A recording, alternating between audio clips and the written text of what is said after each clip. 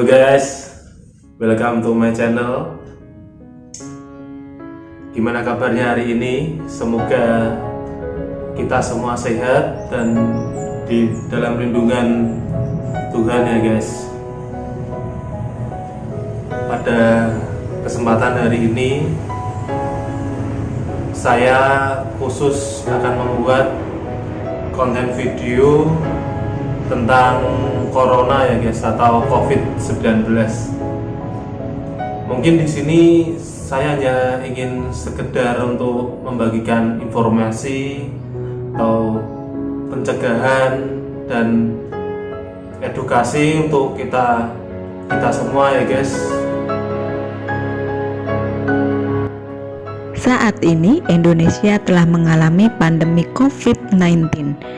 Jadi, siapakah yang perlu melakukan pemeriksaan kesehatan ke rumah sakit? Apakah kamu pernah kontak dengan pasien positif COVID-19 berada dalam satu ruangan yang sama atau kontak dalam jarak 1 meter? Atau pernah berkunjung ke negara atau daerah endemis COVID-19 dalam 14 hari terakhir? Jika iya, apakah kamu sedang atau pernah mengalami demam lebih dari 38 derajat Celcius, pilek, batuk, dan sesak nafas? Jika iya, segera hubungi hotline COVID-19 atau pemeriksaan diri ke rumah sakit rujukan. Namun, jika tidak ada gejala, maka kamu hanya perlu karantina diri selama 14 hari terhitung setelah kontak atau kunjungan. Dan jika kamu tidak pernah kontak dengan pasien positif COVID-19 namun mengalami demam, pilek, batuk, dan sesak nafas, cukup periksakan diri ke dokter terdekat dan istirahat cukup. Dan bila tidak mengalami tanda dan gejala, Anda tidak perlu memeriksakan diri ke rumah sakit, tetapi selalu waspada, jaga kesehatan diri Anda. Mungkin kamu masih asing dengan istilah yang ada dalam coronavirus disease, yaitu ada ODP yaitu orang dalam pemantauan, ada PDP yaitu pasien dalam pengawasan, lalu suspek diduga orang tersebut terkena virus karena sudah menunjukkan gejala dan pernah kontak dan bertemu dengan orang yang positif corona. Lalu ada positif setelah melalui cek lab atau prosedur lainnya. Lockdown mengunci masuk keluar dari suatu wilayah atau daerah dan negara. Lalu 6 ada social distancing, yaitu menjauhi segala bentuk perkumpulan, menjaga jarak antar manusia, menghindari berbagai pertemuan yang melibatkan banyak orang. Istilah lain ada isolasi, yaitu untuk orang yang sakit, mengendalikan penyebaran penyakit dengan membatasi perpindahan orang. Berikutnya ada karantina untuk orang yang sehat. Di sini mengendalikan penyebaran penyakit dengan membatasi perpindahan orang. Tujuannya yaitu mencegah perpindahan penyakit ke orang yang sehat. Demikian informasi tentang istilah yang mungkin belum kalian ketahui guys. Informasi ini dikutip dari Dr. Reysa Broto Asmoro. Bagaimana 14 hari mampu menghentikan laju penularan COVID-19? Yang perlu kita ketahui, anak-anak memang senang libur sekolah 14 hari. Namun sayangnya, banyak orang yang belum memahami mengapa 14 hari dan untuk apa. Maklum, himbauan itu tanpa disertai penjelasan yang memadai. 14 hari itu sangat penting dan harus disertai tindakan kepatuhan. 14 hari itu mampu menghentikan laju penularan COVID-19 dan mampu menyelamatkan ribuan orang. Bagaimana bisa? Begini. Ketika seseorang kontak dengan apapun yang bisa menginfeksinya dengan COVID-19, maka harus ditunggu minimal 14 hari. Jika tidak terjadi apa-apa, maka orang itu aman. Nah, libur 14 hari itu untuk memotong rantai penularan, dan ini baru akan berhasil jika semua orang tetap tinggal di rumah masing-masing selama 14 hari itu. Kenapa harus begitu?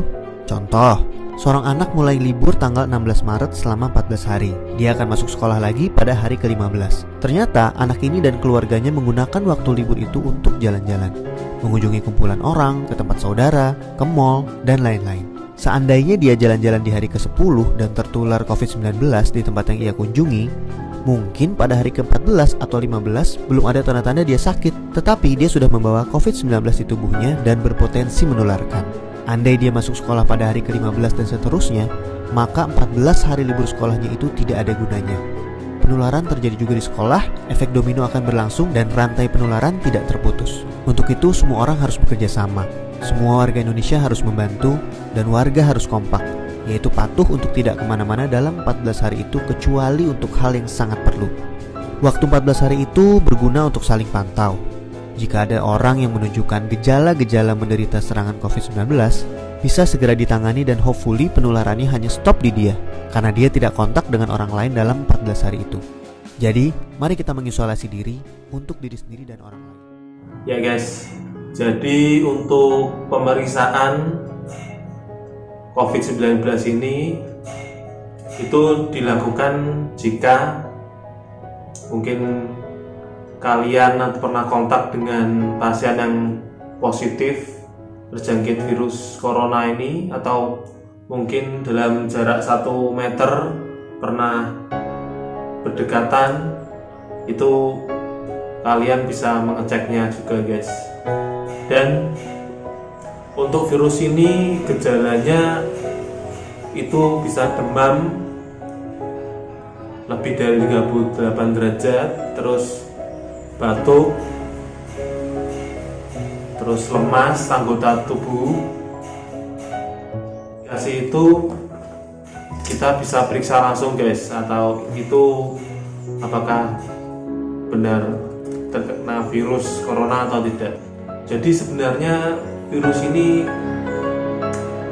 kalau kita ikuti anjuran pemerintah untuk social distancing atau mengasih jarak atau di rumah aja kalau ada kepentingan, itu mungkin bisa mengurangi angka penyebaran virus ini ya guys, karena virus ini sangat cepat sekali, pandemik ini, jadi cepat sekali guys untuk penularannya.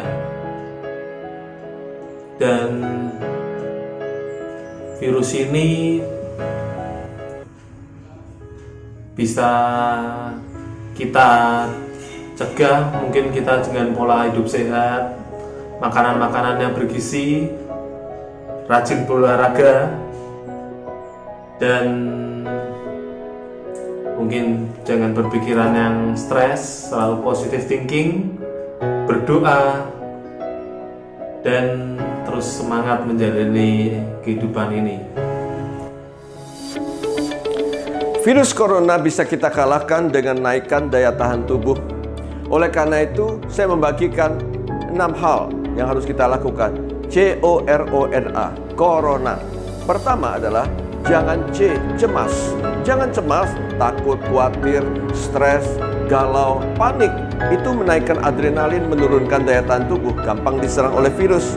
Yang kedua, O, yaitu jangan ogah-ogahan. Mari kita bergerak badan, cukup olahraga ringan sampai sedang. Itu menaikkan daya tahan tubuh, membuat kita lebih fit. Yang ketiga adalah R, jangan rokok. Merokok itu merusak tubuh, menyebabkan gampang terjadi serangan infeksi saluran nafas dan virus akan menyerang. Yang keempat adalah O. O adalah jangan olahan, misalnya gorengan, santan, kalengan, kotaan, bungkusan, botolan, jeroan. Itu reaksi radang terjadi, gampang penyakit. Yang kelima adalah N, jangan nongkrong. Artinya kurang tidur. Kita harus tidur 1 hari paling sedikit 6, 7, 8 jam. Cukup tidur, pemulihan terjadi, daya tahan tubuh kita lebih baik lagi. Yang terakhir adalah A. A itu adalah jangan asupan salah, yaitu jangan makan salah. Kita harus makan ada karbo, ada lemak, ada protein, ada fiber. Jangan lupa sayur, jangan lupa buah. Dengan demikian sayur buah mendatangkan fiber, vitamin, mineral, dan antioksidan. Itu menaikkan daya tahan tubuh kita sehingga kita bisa melawan serangan daripada virus. Jangan kena virus corona. Kita bisa mengalahkan coronavirus.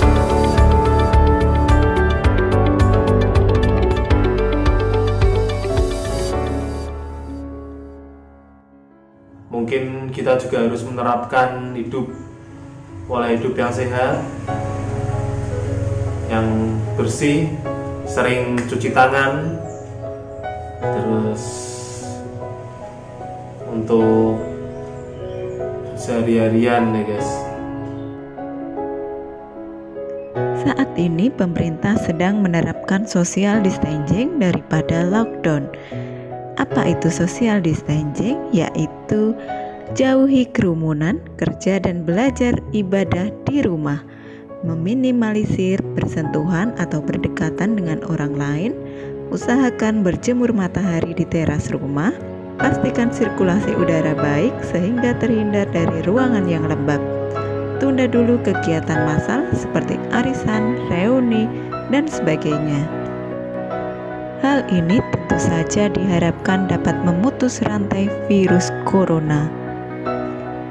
Ya guys, mari kita bersama-sama terus berdoa dan kita menjalankan yang sesuai anjuran pemerintah ya guys.